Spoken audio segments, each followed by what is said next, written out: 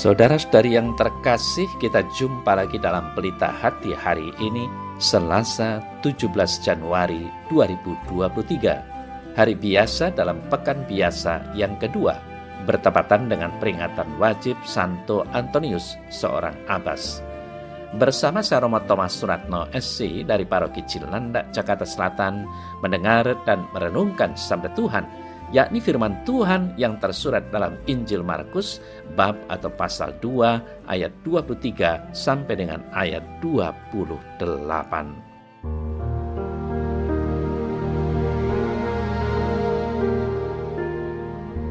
Pada suatu hari Sabat, Yesus berjalan di ladang gandum, dan sementara berjalan murid-muridnya memetik bulir gandum. Maka kata orang-orang Farisi kepada Yesus, "Lihat, mengapa mereka berbuat sesuatu yang tidak diperbolehkan pada hari Sabat?" Jawab Yesus kepada mereka, "Belum pernahkah kamu baca apa yang dilakukan Daud ketika ia dan para pengiringnya kekurangan dan kelaparan? Tidakkah ia masuk ke dalam rumah Allah waktu Abiatar menjabat sebagai imam agung, lalu makan roti sajian yang tidak boleh dimakan kecuali oleh imam-imam dan memberikannya juga kepada pengikut-pengikutnya?" Lalu kata Yesus kepada mereka, "Hari Sabat diadakan untuk manusia, dan bukan manusia untuk hari Sabat. Jadi, Anak Manusia adalah Tuhan juga atas hari Sabat."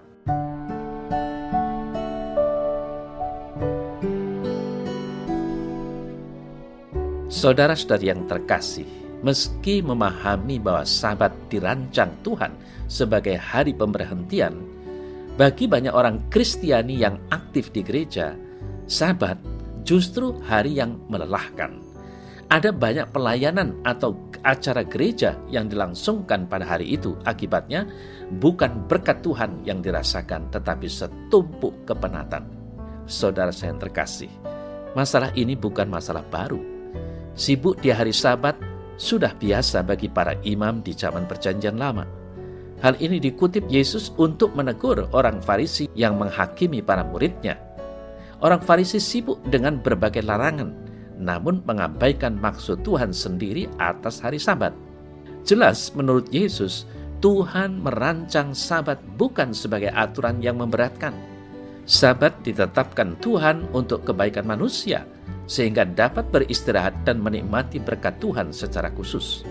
Tindakan orang Farisi menyempitkan makna Sabat pada ritual dengan banyak aturan, padahal Sabat menunjukkan hati Tuhan yang begitu mengasihi ciptaannya, termasuk para murid yang sedang butuh makanan. Saudara-saudari yang terkasih, apakah Sabat menjadi beban atau sukacita bagi kita? Apakah yang menjadi fokus Sabat kita? Kristus atau ritual ibadah dan pelayanan? Jika hari Minggu adalah hari Sabat dan bagi kita menjadi hari yang sibuk, maka pikirkanlah satu hari perhentian lainnya sebagai hari di mana kita benar-benar dapat beristirahat dan menikmati Tuhan dan firman-Nya. Maka di sini secara khusus yang terutama adalah Tuhan menjadi pusat dan sumber sukacita kita, bukan yang lain. Saudara-saudara yang terkasih, sadarilah bahwa manusia adalah ciptaan yang paling sempurna dan paling mulia dari semua ciptaan. Karena itu, segala sesuatunya diarahkan demi perkembangan kehidupan manusia. Dalam proses selanjutnya, manusia semakin bertambah banyak, agar tidak kacau dan membingungkan serta agar terjadi keharmonisan. Maka manusia membuat aturan demi kebaikan semuanya.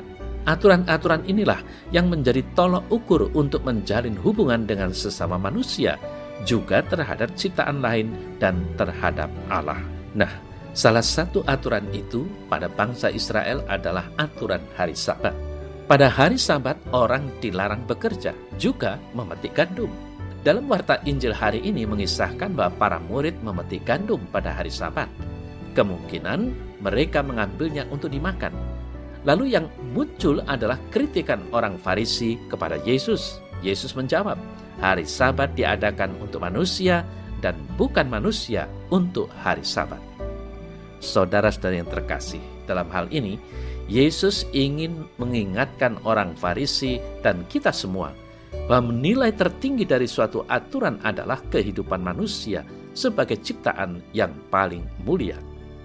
Kalau aturan yang ada pada akhirnya menghancurkan kehidupan manusia, maka aturan apapun itu harus diperbaiki demi kebaikan manusia.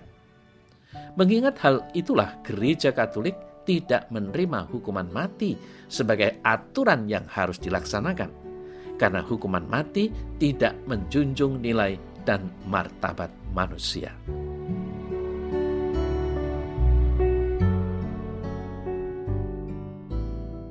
Dalam nama Bapa dan Putra dan Roh Kudus. Amin.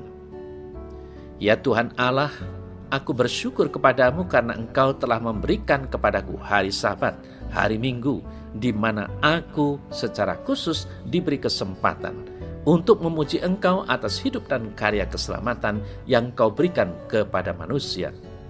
Namun seringkali aku jatuh hanya pada soal legalitas tanpa memperhatikan kehidupan dan keselamatan karena demi aturan Sabat.